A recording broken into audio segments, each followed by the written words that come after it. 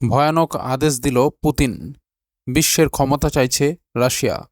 বন্ধুরা, proud বেঙ্গলির YouTube চ্যানেলে আপনাদের সকলকে স্বাগত জানাই।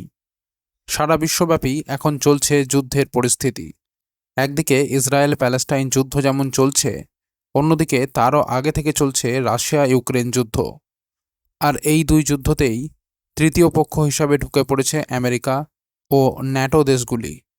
পৃথিবী এখন প্রচণ্ড রকম উত্তপ্ত হয়ে রয়েছে। রাশিয়ার সাথে আমেরিকার ঠান্ডা যুদ্ধের কথা সবাই জানে। ইউক্রেন যুদ্ধকে কেন্দ্র করে আবার সেই ঠান্ডা যুদ্ধ শুরু হয়েছে। অনেকেই তৃতীয় বিশ্বযুদ্ধের আশঙ্কা করছেন। ইউক্রেনকে আমেরিকা ও পশ্চিমী দেশগুলি যত সাহায্য করছে, ততই পুতিন আরও আগ্রাসী হয়ে উঠছে।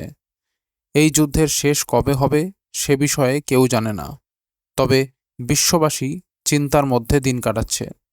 রাশিয়া সামরিক দিক থেকে চরম শক্তিধর দেশ। আমেরিকার পরই ২ নম্বর স্থানটি তারা দখল করে আছে। তাই রাশিয়ার প্রতিটি পদক্ষেপ সম্পর্কে বিশ্ব নজর রাখছে। এমতাবস্থায় এক ভয়ানক আদেশ দিল পুতিন। বিশ্বের ক্ষমতা চাইছে রাশিয়া। বন্ধুরা, পুরো খবরটি সম্পর্কে আপনাদের বিস্তারিতভাবে জানাবো। তার আগে ভিডিওটিকে লাইক করে রাখুন এবং চ্যানেলটিকে সাবস্ক্রাইব করে রাখুন এই ধরনের গুরুত্বপূর্ণ খবরাখবর সবার আগে পাওয়ার জন্য। আর বন্ধুরা, সকলেই কমেন্ট বক্সে লিখে জানান, রাশিয়া ইউক্রেন যুদ্ধের জন্য আপনি কাকে দায়ী বলে মনে করেন? রাশিয়াকে, ইউক্রেনকে না আমেরিকাকে? লিখে জানান কমেন্ট বক্সে। তো বন্ধুরা, চলুন এবার পুরো খবরটি বিস্তারিতভাবে এবং গভীরে জেনে নেওয়া যাক। রাশিয়ার প্রেসিডেন্ট ভ্লাদিমির পুতিন সম্প্রতি রাশিয়ান বিজ্ঞানীদের জন্য একটি জরুরি নির্দেশ জারি করেছেন, যেখানে তিনি এবং তাঁর ঘনিষ্ঠ সহযোগীদের জন্য একটি বার্ধক্য প্রতিরোধী আশ্চর্য ওষুধ তৈরি করতে বলেছেন। ৭১ বছর বয়সী নেতার সক্রিয় দীর্ঘায়ু উন্নতির আকাঙ্ক্ষা পূরণের জন্য কর্মকর্তারা তড়িঘড়ি এই আদেশ বাস্তবায়নের চেষ্টা করছেন। স্বাস্থ্য মন্ত্রণালয় জুন মাসে এই নির্দেশিকা জারি করার পর এটি স্থানীয় সংবাদ সূত্র যেমন মেডুজা এবং সিস্টেমার নজরে আসে। এই তথ্য বিখ্যাত চিকিৎসা গবেষকদের অবাক করেছে।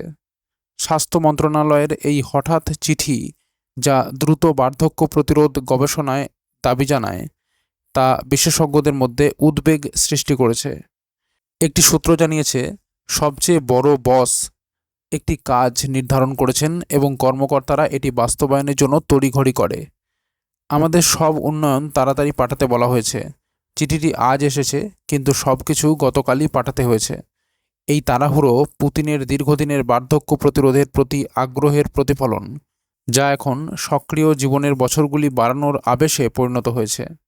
চিকিৎসা পেশাদারদের প্রতিরোধ ক্ষমতা উন্নয়ন, জ্ঞানীয় এবং সংবেদনশীল ঘাটতি প্রতিরোধ এবং কোষীয় অবক্ষয় হ্রাস সম্পর্কিত সুপারিশ জমা দিতে বলা হয়েছে।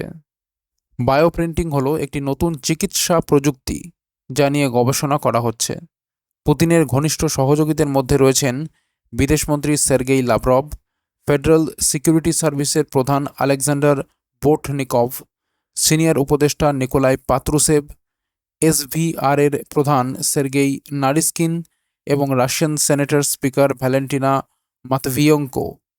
বার্ধক্য প্রতিরোধের ওপর জোর দেওয়া এই বিশিষ্ট ব্যক্তিদের বার্ধক্যের প্রতিক্রিয়া হিসাবে দেখা হচ্ছে। এই নির্দেশিকাটি গবেষকদের মধ্যে হতাশা সৃষ্টি করেছে। একটি সূত্র উল্লেখ করেছে, আমরা এই কাগজটি পেয়েছি এবং সত্যি বলতে আমি বিস্মিত হয়েছিলাম। বার্তাটি নিজেই আমাকে হতবাক করেছে। এখন অবশ্যই আমাদের এই বৃদ্ধদের ছাড়া আর কাউকে পুনরুদ্ধার করার নেই। যুদ্ধের সময় আমাদের সব কিছু বাদ দিতে হবে। এই নিষ্ঠুরতা এমনকি বিরক্তিকর। এই উদ্যোগের আর্থিক প্রভাব সম্পর্কেও উদ্বেগ প্রকাশ করা হয়েছে। ক্রেমলিনের কাছের একটি সূত্র বলছে, জাতীয় প্রকল্পে আলোচিত সব আধুনিক গবেষণা বেশ ব্যয়বহুল। নতুন ওষুধ তৈরি করতে $বিলিয়ন লাগে। বিশেষ করে এখন কোনো একক জাতীয় প্রকল্প তা সামলাতে পারবে না। মারিয়া ভরনসোভা, ৩৯ বছর বয়সী, একজন অন্তঃস্রাব বিজ্ঞানী, পুতিনের কন্যা এবং তিনি বার্ধক্য প্রতিরোধ গবেষণায় কাজ করছেন বলে গুজব রয়েছে। পুতিন এই বছরের শুরুতে জনগণের স্বাস্থ্য সুরক্ষার জন্য একটি নতুন জাতীয় উদ্যোগ ঘোষণা করেছিলেন। এই উদ্যোগের অংশ ছিল একটি বার্ধক্য প্রতিরোধী প্রোগ্রাম, যা ২০৩০ সালের মধ্যে ১,৭৫,০০০ জীবন বাঁচানোর লক্ষ্য নিয়েছে।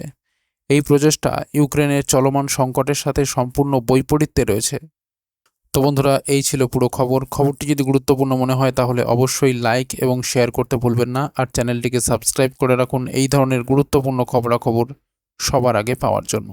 আর বন্ধুরা, সকলেই কমেন্ট বক্সে অবশ্যই লিখে জানান রাশিয়া ইউক্রেন যুদ্ধের জন্য আপনি কাকে দায়ী বলে মনে করেন, রাশিয়াকে, ইউক্রেনকে না আমেরিকাকে? লিখে জানান কমেন্ট বক্সে। তো বন্ধুরা, এখনকার মতো এই পর্যন্তই। সবাই ভালো থাকবেন। অসংখ্য ধন্যবাদ।